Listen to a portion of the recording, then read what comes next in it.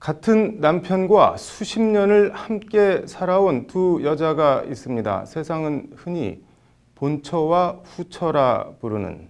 그런데 70대 후처가 잠들어 있는 80대 본처를 흉기로 때려 숨지게 하는 사건이 벌어졌습니다.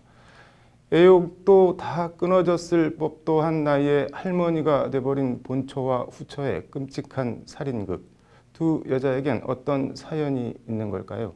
판결로 보는 세상입니다. 두 사람의 기구한 인연은 50년도 더 전인 1966년으로 거슬러 올라갑니다. 강수연 주연 영화 씨바지처럼 어떤 부부가 아이를 낳지 못하자 당시 20살이던 A씨를 그 집안의 후처로 들였다고 합니다. A씨는 벙어리라고 하는데 A씨 집에서 밥이라도 먹고 살라고 A씨를 후처로 보냈을 겁니다. 그렇게 들어온 20살짜리 후처를 16살 위 본처가 어떻게 생각했을지는 짐작하기 어렵지 않습니다. 아무튼 후처로서의 일은 아이를 낳는 것, 바라던 대로 A씨는 떡두꺼비 같은 아들 둘과 딸 하나, 이남 일녀를 낳아줬다고 합니다. 거기까지였습니다.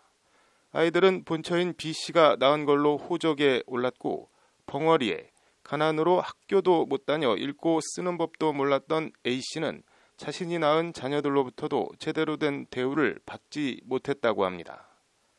집안에 분명 존재하되 그림자 같은 그림자여야만 하는 삶.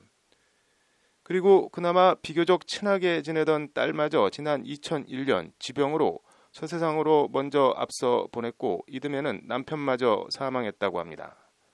장성한 아들들은 집을 떠났고 그렇게 후처 A 할머니와 본처 B 할머니는 17년 넘게 단둘이 살아왔습니다.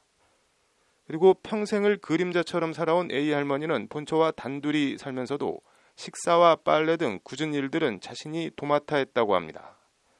딸과 남편은 죽고 아들들도 다 곁을 떠났는데 내 나이가 70이 넘었는데 나는 죽도록 일만 하고 본처는 본처라고 평생을 안으로 바깥으로 놀러 다니기만 하고 어느 순간 A 할머니의 가슴속엔 원망과 노여움이 자라기 시작했고 본처 할머니는 술을 마시고 집에 오기만 하면 잠을 자는 A 할머니를 흔들어 깨우는 등 불만과 화는 쌓여만 갔습니다.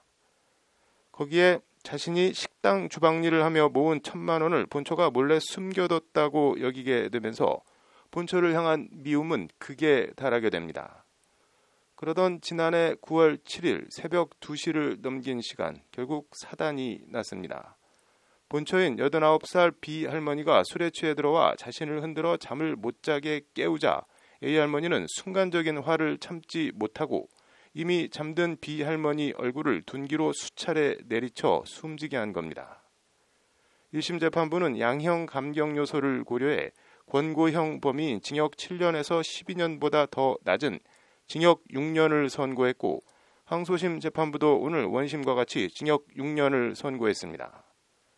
자신의 잘못을 인정하고 순간적인 분노가 폭발해 우발적으로 범행을 저지른 점 등은 유리한 정황이지만 잠을 자는 피해자를 잔인하게 살인한 점 등을 고려할 때 원심의 형량이 부당하다고 볼 수 없다는 것이 항소심 양형 사유입니다. 기구하다 할 때 기구는 한자로 험할 기자에 험할 구자를 씁니다. 험하고 가파른 굴곡진 인생.